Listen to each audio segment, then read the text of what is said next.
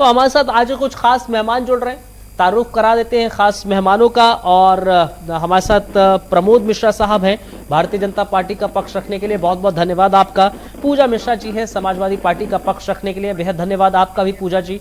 और स्वामीनाथ जायसवाल साहब है, कांग्रेस का पक्ष रखने के लिए आज हमारे साथ हैं। स्वामीनाथ जायसवाल साहब बेहद धन्यवाद आपका। और निरंजन पोद्दार जी है, राजनीतिक विश्लेषज्ञ हैं, तमाम आपने पैनल पर इनको भी देखा रहा है। बहुत बहुत शुक्रिया, बहुत धन्यवाद आप सभी का।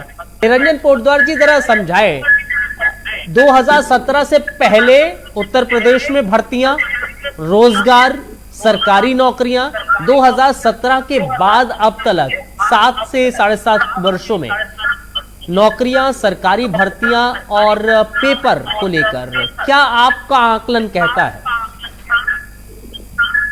देखिए दिल्ली, मेरा ये मानना है कि जिस तरीके से हम बात करें रोजगार की, तो आप इस रोजगार कई चीजों को मिला करके इसके अंदर आप इसको कई चीजों को समाहित कर सकते हैं।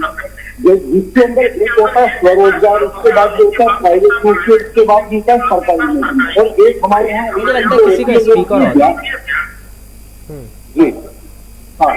जी हाँ एक होता है जिसको कहते हैं दिहाड़ी मजदूरी। तो ये सारी की सारी जो चीजें हैं ये रोजगार की श्रेणी आती है। लेकिन आज जो हम चर्चा करने बैठे हैं वो हम करने बैठे सरकारी नौकरी। देखिए अब्दुल जी, इसके अंदर आपको इसकी समझनी पड़ेगी कि कुछ नौकरियां जो होती है वो केंद्रीय प्रतिनिधि जो होती है, यानी कि केंद्र सरकार के द्वारा घोषित नौकरियां होती है।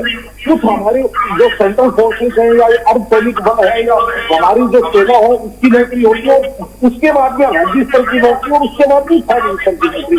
तो निश्चित रूप से इस चीज के अंदर कोई दो राय नहीं है कि पिछले 5 या 7 वर्षों के अंदर कहीं ना कहीं जो नौकरियों के अंदर भर्ती का जो वैकेंसी निकलनी चाहिए थी या उनके अंदर एक भर्ती की प्रक्रिया होनी चाहिए थी, उसके अंदर बहुत समझ लीजिए चाल उसकी सुस्त नजर आ रही है। और निश्चित रूप से आपको ये भी समझना पड़ेगा कि जिस तरीके से जनसंख्या वृद्धि होती जा रही है, जिस तरीके से पॉपुलेशन का विस्तार हो रहा है और जिस तरीके से ये जो जिसको कहते हैं हमारे यहाँ समाज का विस्तार हो रहा है, तो उस हिसाब से मेरे हिसाब से वैकेंसियां बढ़ानी भी पड़ेगी।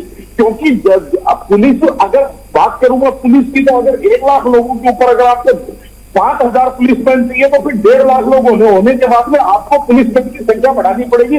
उसको 7,000 या 8,000 पे लेके जाना पड़ेगा, तभी वो सही पुलिसिंग हो पाएगी। ठीक है। तो इसी तरीके से चाहे जिलों की बात करें, तहसील की बात करें, स्थानीय स्तर की बात करें, तो स्वास्थ्य सेवाओं में बात करें, शिक्षा सेवाओं में बात करें, तमाम सेवाओं के अंदर आपको जो है वैकेंसियां बढ़ानी चाहिए और बढ़ानी पड़ेगी। लेकिन यहाँ पे देख रहे हैं कि हम सरकार की जो इस मामले में जो चाल है वो सुस्त रही है। कहीं ना कहीं वैकेंसियां या तो निकली नहीं, और अगर निकली तो उसके अंदर कहीं ना कहीं जिस तरीके से पेपर लीक या परीक्षा के अंदर जो गोलमाल हुआ उसकी वजह से जो रिजल्ट रोक लिए गए, जो तमाम सारी की सारी जो चीजें हैं सारे का सारा देश देख रहा है।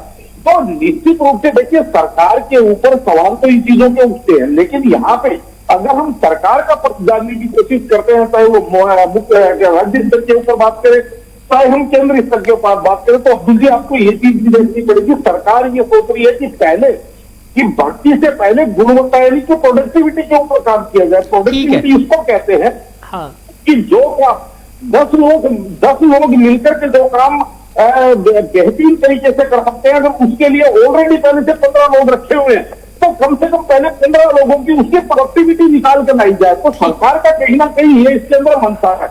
लेकिन यहाँ पे हम बात करें 2017 से पहले की या भारतीय जनता पार्टी के शासनकाल से पहले की नौकरी की, और अब जो भर्ती प्रक्रिया है या नौकरी देने की जो प्रक्रिया है इसकी, तो इसके अंदर कहीं कोई गिला शिकवा, कहीं कोई शक शुबा नहीं है अब्दुल जी की ये केवल हमारे यहाँ उत्तर प्रदेश की बात नहीं करूंगा, पूरे देश के अंदर जिस तरीके से नौकरी देना सरकार के अंदर बैठे हुए लोगों के लिए एक कमाई का, लेकिन क्या